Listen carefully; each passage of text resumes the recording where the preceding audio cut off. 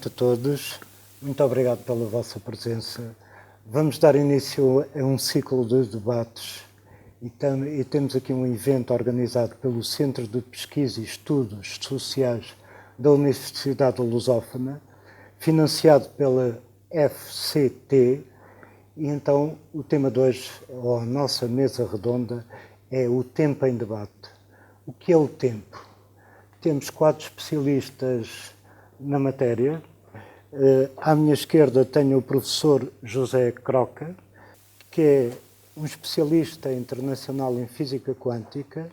À minha direita tenho o Salomé Mário Voete, socióloga, investigadora e diretora do SPES. Ainda à minha esquerda tenho José Calazans, historiador e orientalista.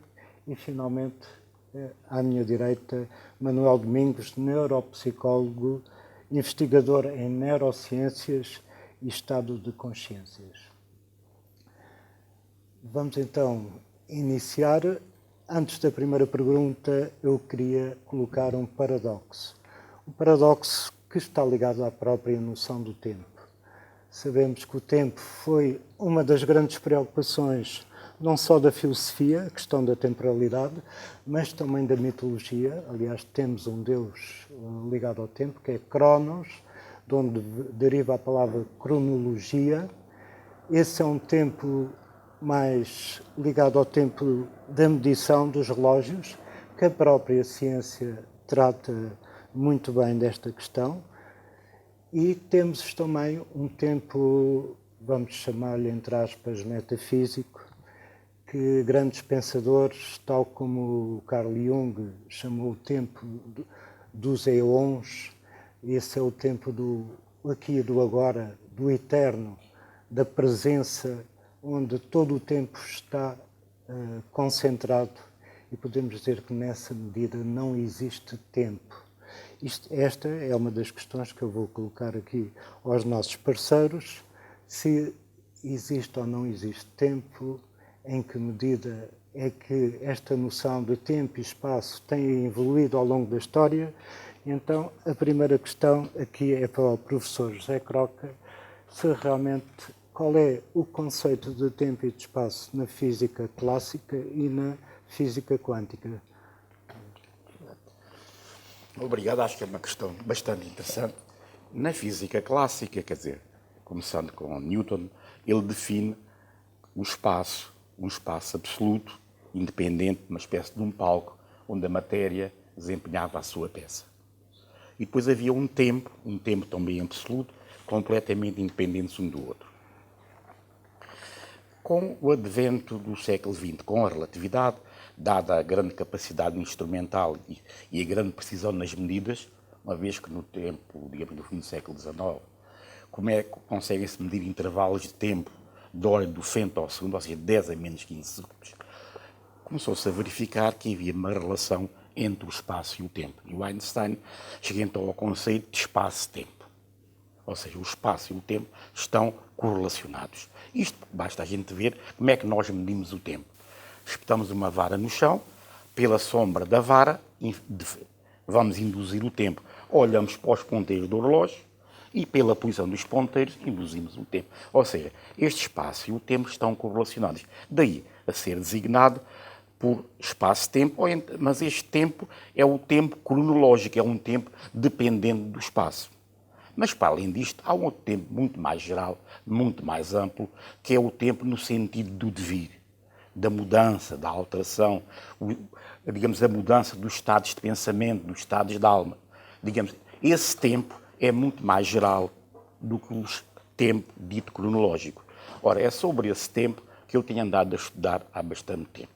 E a conclusão que chega-se a esta conclusão pela física quântica, é que enquanto na física clássica há o espaço e há um tempo, e na relatividade há o espaço-tempo, na física quântica o próprio conceito de espaço e de tempo perdem o significado. Isto porque na física quântica qualquer ente quântico é omnipresente, quer no espaço, quer no tempo. Já voltamos a essa questão, professor, que é muito interessante. Vamos remeter agora a questão também do tempo e do espaço no campo das neurociências E temos Manuel Domingos. O que é que nos gostaria de dizer a este respeito? Antes de mais, acho que se falar apenas sobre a perspectiva das neurociências, eu direi que tudo é muito limitado, porque o tempo e o espaço, no contexto das neurociências clássicas, digamos assim, são meros produtos e sem aspas, da atividade cerebral. A neurociência pensa que através do estudo do cérebro, um estudo mais mecanicista do cérebro, estuda a mente, mas a neurociência não estuda a mente quando a estuda debaixo do ponto de vista mecanicista do cérebro. E se nós olharmos para a questão tempo e para a questão espaço, sob esse ponto de vista, nós estamos a afunilar o tema, ou os temas. Podemos falar numa infinidade de estruturas encefálicas, e não só cerebrais, que estão implicadas na gestão do conceito, que é completamente diferente de estar implicadas no conceito, no sentido lato do termo, na gestão do conceito de tempo e na questão do conceito de espaço. Se eu puder dar aqui assim alguns exemplos, que se é curioso, posso dizer que há estruturas como a nossa região frontal do cérebro, o pré-frontal, que é o grande programador, digamos que tutela a programação de todas as nossas atividades, nomeadamente desta nossa noção interior de espaço e de tempo. Depois temos uma questão mais espacial, que é da responsabilidade das áreas parietais. Assim. E depois até o próprio cerebelo, que tem a ver muito com são descobertas relativamente recentes, com a psicomotricidade, e depois temos, inclusive, numa região muito melindrosa, mas ao mesmo tempo extremamente importante para a nossa sobrevivência, que é o hipotálamo, que tem um núcleozinho lá, que é o núcleo supraquiasmático, que rege a questão dos ritmos circadianos. Mas isso é tornar tudo isto redutível a um mecanicismo que se compara muito com aquilo que nós, enfim, vemos quando falamos dos ponteiros do relógio da vara espetada no chão. O tempo é muito mais do que isso. Claro, O tempo é muito mais do que isso. O tempo é aquilo que nós de que falamos quando abordamos isto do ponto de vista da neurociência estrita, é muito redutor. Se nós pensarmos no tempo mental, no tempo da mente, e a mente, enfim, é seguramente tutelada, entre outras estruturas, há pouco tempo descobriu-se também era pelos intestinos, vejam bem. Os intestinos, afinal de contas, são um sistema nervoso tão importante como o nosso encéfalo. Eu terei outra pergunta para colocar daqui a pouco. Só dizer que este tempo que me está a perguntar não tem nada a ver com o verdadeiro tempo. Isto é o tempo entre aspas. Muito bem. Ok.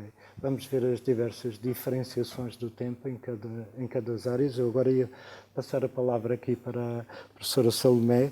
E já agora, quais são as diferenças entre o espaço social subjetivo, se assim podemos falar, pela demarcação do espaço físico, objetivo e concreto, em relação a isso? Ok. Se calhar ia começar primeiro pela definição do tempo, não é? Afinal, o que é o tempo que convém também, do ponto de vista sociológico, esclarecer de alguma maneira. E de alguma maneira também esclarecer esta questão dos tempos objetivos e dos tempos subjetivos. O tempo é uma medida do movimento do objeto, de um corpo, de uma ação. E essa deslocação, digamos, acaba por se dar em algum plano, em algum espaço. Como nós vivemos aqui no planeta Terra e a nossa existência está aqui, obviamente que se convencionou, que se padronizou, que nós iríamos, no fundo, encontrar aqui uma medida de tempo que fosse uma referência. E essa referência é o movimento da Terra à volta do seu próprio eixo, que nos dá o dia e a noite, e depois o movimento de translação à volta do Sol. Portanto, isso foi uma convenção. E é uma convenção que começou a ser aceita no século XVII, levou, enfim, pessoas à fogueira, no século XVI, 1600, Bruno. Enfim, só em 1992 é que a Igreja Católica aceitou a teoria heliocêntrica de Copérnico. Justamente no ano em que surge a internet. É curioso como o tempo e aquilo que se faz no tempo e aquilo que se pensa sobre a concepção que nós temos vai andando a vários compassos, não é? De modo que esta deslocação se passa em algum lado e se nós estamos na Terra e passa na Terra, a sociologia também reconhece aqui um espaço, não é? E há um espaço que nós habitamos. E, portanto, podemos falar em espaço-tempo. Agora, o que é que tem acontecido? A questão é que tem havido mudanças na relação das pessoas com esse mesmo espaço. E com o processo de globalização, que vem de longe, mas que neste momento estamos num estádio mais avançado, digamos, e com o surgimento da internet, que cria um outro plano virtual e que nos faz ligar a tempo zero, ou seja, andamos à velocidade da luz dentro destes novos portais e plataformas virtuais, acabamos por desenvolver uma ação desterritorializada, não é? E aí coloca-se a questão que o tempo, como o professor Croca diz, referiu, ao nível da questão da física do devir, pode, no fundo, não ter a ver com o espaço. Certo. Já agora, professor Carlos Calazans, como é que vê a questão do tempo ao longo da história? Assim, numa síntese, claro que era um tema muito longo, não é? Mas o que é que gostaria de dizer a este respeito? Repare, eu só posso estar de acordo com os meus colegas e acho que o bom senso das pessoas também irá concordar, porque há coisas que saltam à vista. Faz parte do bom senso, faz parte da vida. Há um tempo que é cronológico e há um tempo que não é cronológico. É abstrato, nos transcende, mas continuamos a chamar tempo. E essa tem sido a grande preocupação da humanidade, que está relacionada com o existir. Eu existo, ocupo um espaço, tenho um nome, tenho uma posição na sociedade, e existe o tempo, o dia, a noite, isto é o tempo cronológico. Desde o início da civilização, que as pessoas com mais apetência para o poder religioso e político perceberam que poderiam ganhar dinheiro com o tempo. O tempo custa e pode ser vendido. Dinheiro ao poder, não é? Ora, portanto, estamos a falar de um tempo cronológico. E isto torna-se muito mais visível para as pessoas, não para os poderes, mas para as pessoas, a partir da Revolução Industrial. Tempo é dinheiro. Portanto, Newton, evidentemente, que vai estruturar muito melhor esta questão da representação teatral do tempo, mas a partir da Revolução Industrial, o conceito que nós temos de tempo é um conceito cronológico, mas rentável. Ora, o que nós estamos a tentar distinguir aqui é que o que nós perseguimos, enquanto civilização, enquanto cultura, é uma outra noção do tempo, que tem a ver com o nosso existir, com o que nós somos. E ao longo da história, quer na história do pensamento, quer na história da mística, quer na história da antropologia, nós verificamos que o homem tem-se preocupado em encontrar uma outra métrica para o tempo. E para isso experimenta vários tipos de estados modificados de consciência. Claro. Isso é bastante interessante. Quer dizer que o próprio homem, apesar de conter em si mesmo, assim como o humanismo, contradições tremendas, que nos levam à salvação ou à perdição, o humanismo tem isso, também transporta dentro de si aquela necessidade de saltarmos fora da matriz do tempo cronológico. Agora, porquê é que nós temos esta semente invisível dentro de nós que nos empurra para procurar o que está para além do tempo? Pois, parece que, por um lado, estamos presos ao tempo e, por outro lado, queremos transcendê-lo. Ora, a questão é que este tempo ao qual estamos aprisionados é um tempo construído. É falso. Okay. Foi construído. É artificial. Voltamos a essa questão e ainda agora vamos indagar aqui o professor José Croca sobre a questão existencial do tempo e qual a diferença na física quântica. O que é que a física quântica pretende superar na relação tempo-espaço? Exato. Pois, quer dizer, na física quântica surgiu o problema de, digamos, dos entes serem omnipresentes no espaço e no tempo. Mas na física quântica digamos, caímos num extremo oposto, quer dizer, não há independência. Quer dizer, o pensamento humano tem-se norteado em geral, por aspectos simétricos. Por exemplo, o universo estava todo determinado, determinismo laplaciano. Se soubesses, em princípio, teoricamente. Depois temos outros, dizem que tudo está indeterminado na mecânica. Quer dizer, eu penso, isto está qualquer coisa no meio. Temos um certo grau de determinismo e um certo grau de indeterminismo. Eu faço parte da sociedade, estou dependente da sociedade, mas não há dúvida que eu acredito, pelo menos, em um certo grau de individualidade. Não sou absoluto, um indivíduo absoluto, quer dizer, isento, puro, mas têm um certo grau de individualidade e têm ao mesmo tempo um grau de dependência. Portanto, o ser humano... Ora, justamente, a mecânica leva a esse extremo. Mas há uma experiência muito interessante na física quântica, que é o chamado efeito túnel. Esse efeito túnel, que hoje é usado nos microscópios, nos telemóveis, em todo o lado, hoje tem uma aplicação enorme, verificou-se que, em condições de efeito túnel, o tempo, pelo menos o tempo cronológico, não conta. Quer dizer, é como se não existisse tempo. Isso é uma porta que nos permite sair desta amarra que o professor Calazans falou, deste quadro conceptual em que estamos integrados, do espaço e do tempo cronológicos. Temos uma porta. E sempre que nós temos uma inspiração, saímos desse quadro a que estamos amarrados. É claro, dizemos, o conceito de espaço e de tempo normais estão errados. Não, são bons conceitos. O que está errado é admitir que é a única coisa. É a única coisa. À sua escala de descrição, eles são ótimos. Mas temos que ir mais além. Se queremos avançar no nosso conhecimento e no conhecimento da natureza, temos que ir para o tempo no sentido do devir, da alteração. Temos que ir deste quadro conceptual. E essa tarefa, digo-vos, não é nada fácil. Porque nós estamos habituados, estamos formatados a pensar em termos do espaço e do tempo cronológico. Sim. E para além deles, não é nada fácil. Claro. Muito obrigado. Agora passaria a palavra novamente aqui para o professor Manuel Domingos e de que modo é que esta visão cosmológica espaço-temporal é processada pelo cérebro, a mente e o coração? Existem evidências que alguma coisa está a mudar nestes conceitos? Antes de mais, o cérebro é muito limitado. O cérebro é muito limitado. As pessoas dão o poder quase divino ao cérebro, não o tem.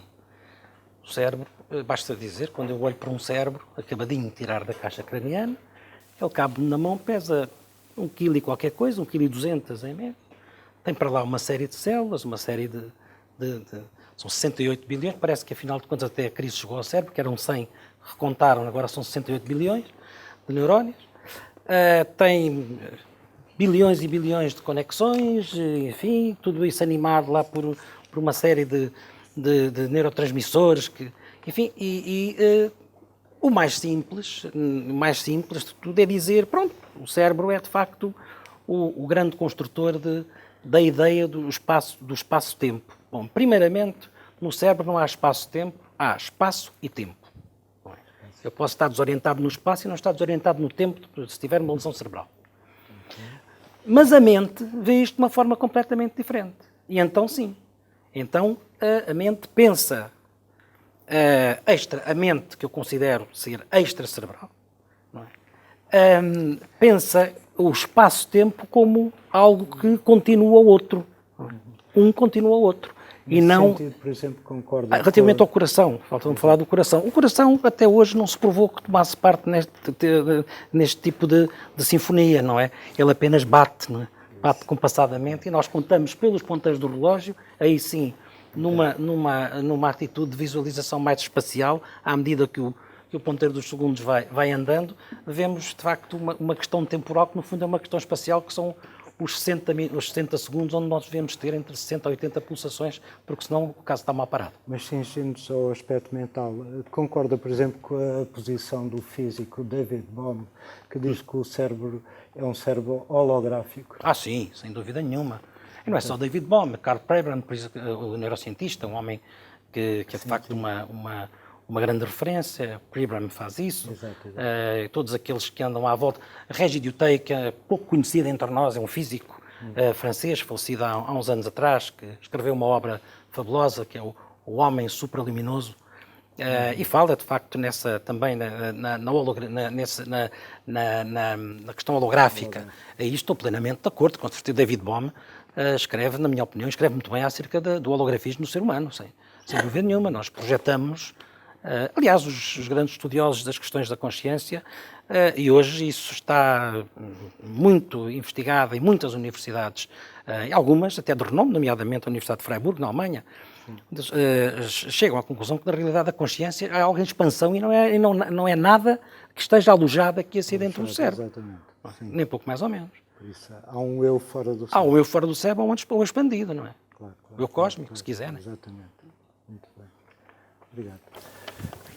Então passaria agora aqui a uma questão mais ligada à sociologia e vou perguntar aqui à professora Salomé como é que o tempo é gerido em tempo das relações humanas? Qual é a nossa noção de tempo do dia a dia? Como é que a sociologia vê esta gestão do tempo? Tempo de lazer, tempo de sentir, tempo de fazer.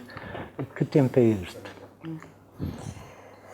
Pois, este é justamente uma das inquietações do nosso Centro de Estudos, do SUPES, e temos um projeto de investigação lançado e que pretende justamente saber, de um ponto de vista científico e, portanto, no fundo, representativo da realidade portuguesa, como é que as coisas estão a processar.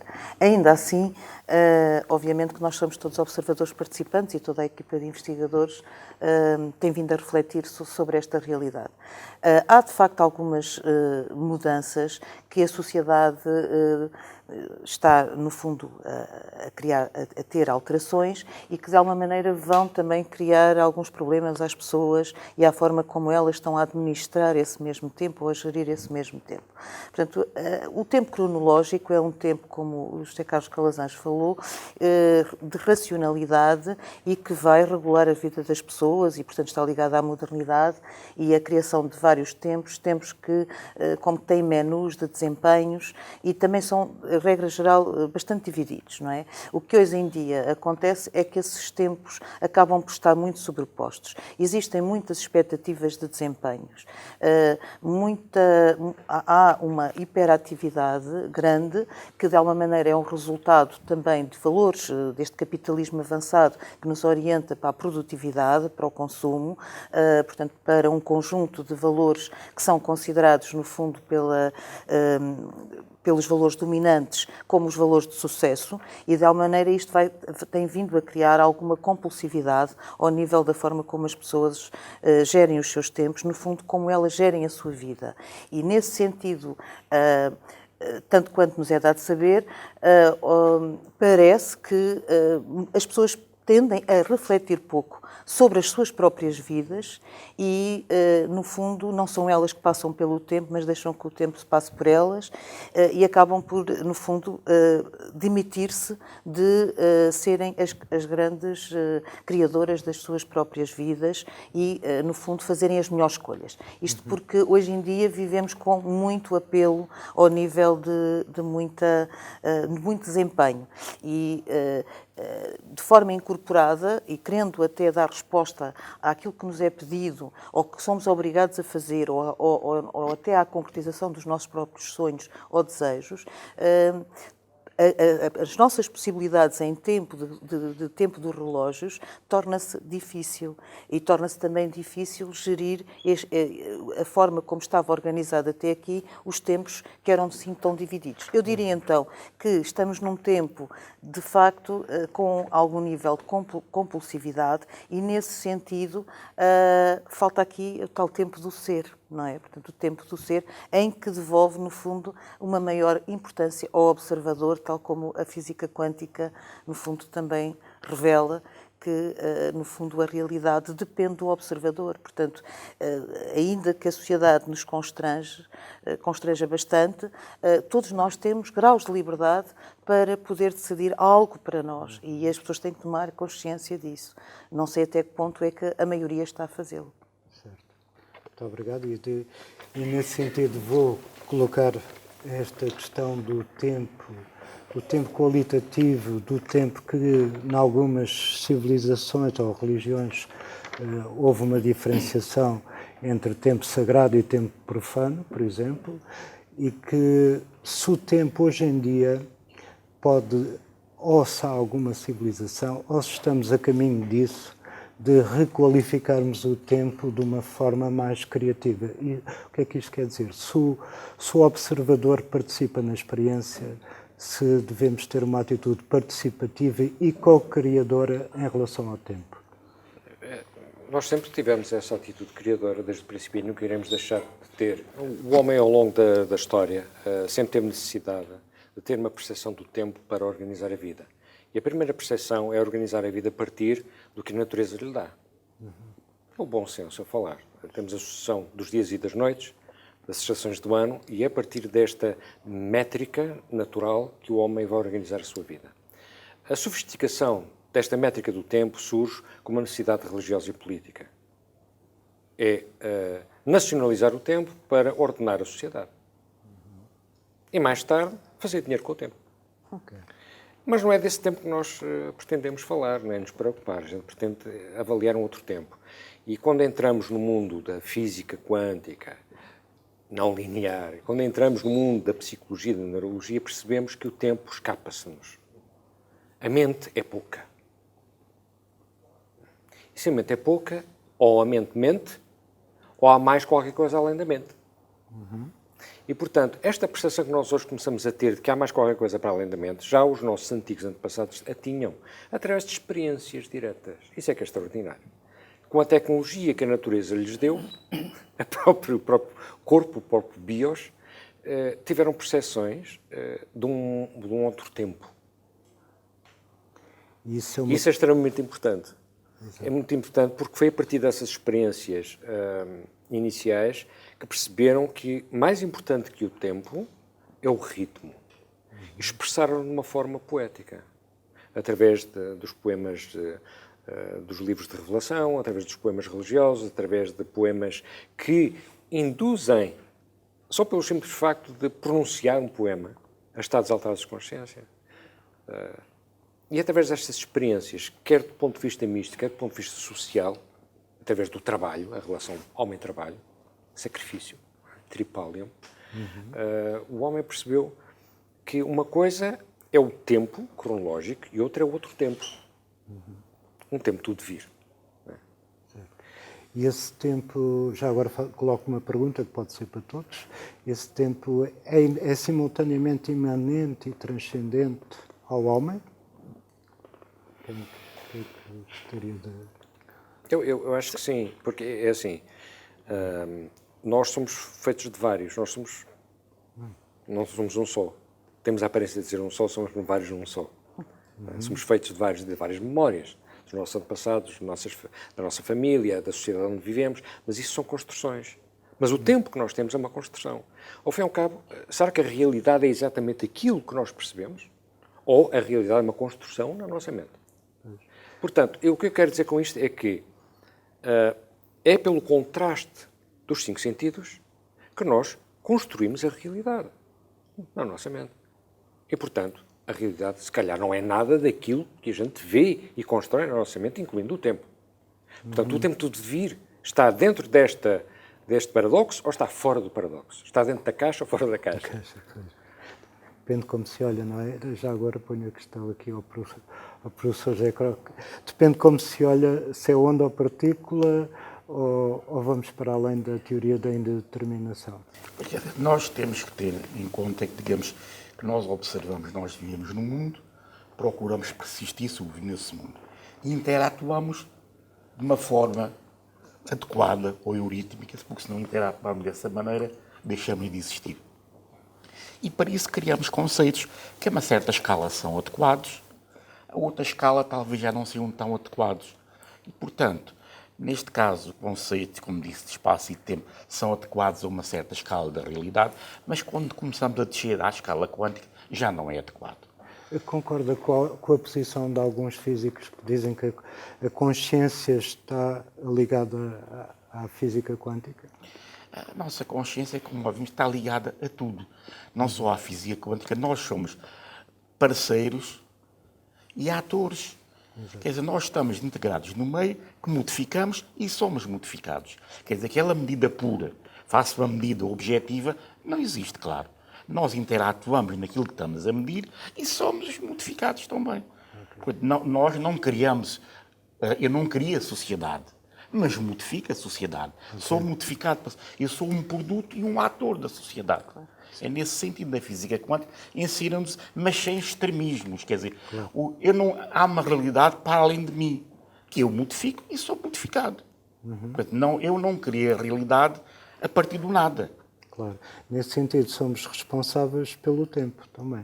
E agora remeto aqui a questão para Manuel Domingos. Há uma responsabilidade ao nível da consciência ou estudamos apenas os fenómenos em si?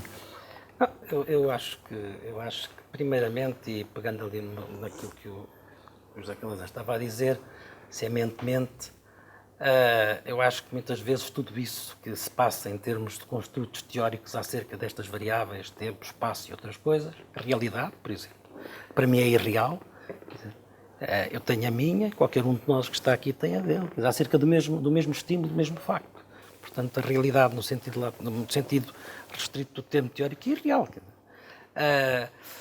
Mas estava eu a dizer há bocadinho, eu estava ali para o José Calazans e estava-me a lembrar de um grande historiador, que foi o Benedetto Croce, que dizia que toda a história é a história do presente. Quer dizer, e aí ele mata o assunto de uma forma fantástica. Toda a história é a história do presente. E de maneira, o que acontece acerca daquilo que me pergunta é que,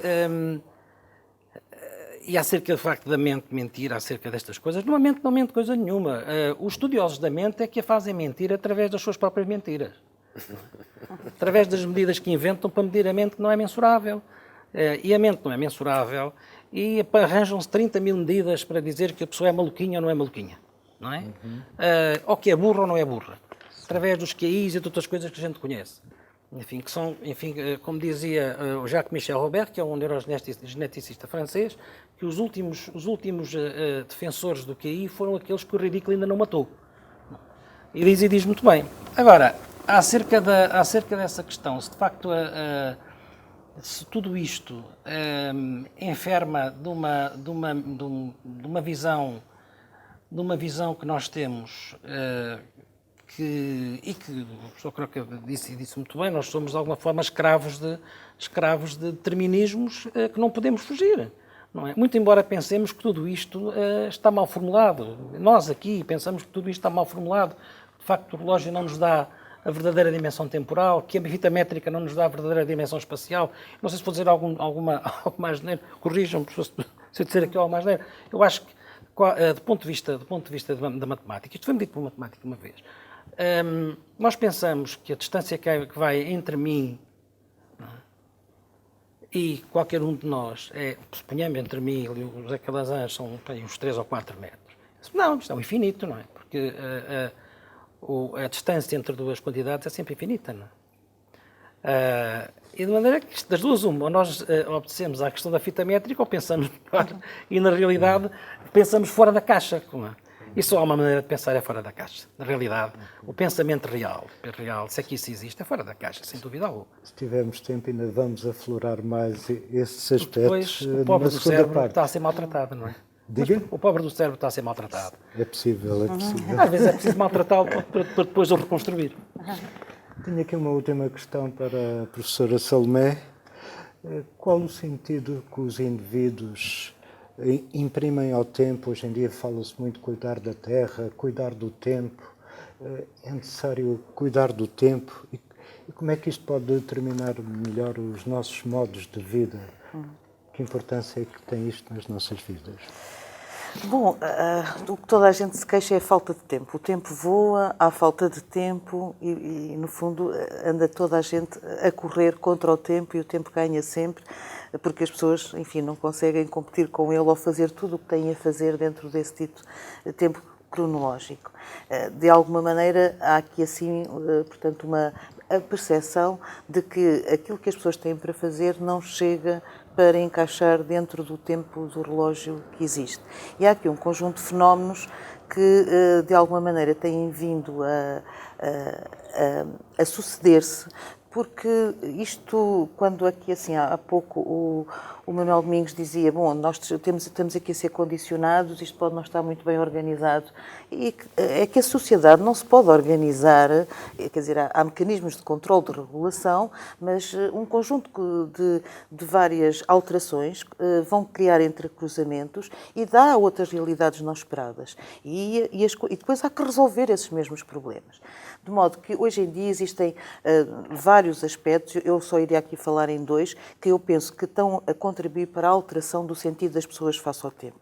Um deles tem a ver com a questão da precariedade. Portanto, nós vivemos numa sociedade com níveis de precariedade e percepções de insegurança. Não é que a sociedade de hoje seja mais insegura do que as anteriores. A percepção que as pessoas têm sobre a insegurança é que é muito grande. Isso leva, diga. Por falar em precariedade, parece que o tempo está-nos a condicionar. Sim, mas eu vou terminar, vou avançar. Portanto, esta precariedade que depois se exprime porque nós temos que sobreviver e, portanto, temos também que ter um emprego, temos que no fundo, ganhar, enfim, o nosso pão, digamos, para podermos viver, faz com que, dentro de todas estas instabilidades de mercados, quando, no fundo, os recursos humanos são vistos como despesa, portanto, as pessoas, no fundo, têm que aproveitar as oportunidades e existe, neste momento, níveis de exploração muito grandes e que são mesmo permitidos pelas próprias pessoas que dedicam muito tempo das suas vidas ao trabalho para ver se conseguem aguentar. Portanto, o que é que eu queria aqui dizer? Queria aqui dizer que a ideia do que é o passado, o presente e o futuro, que noutros momentos históricos estava muito bem definido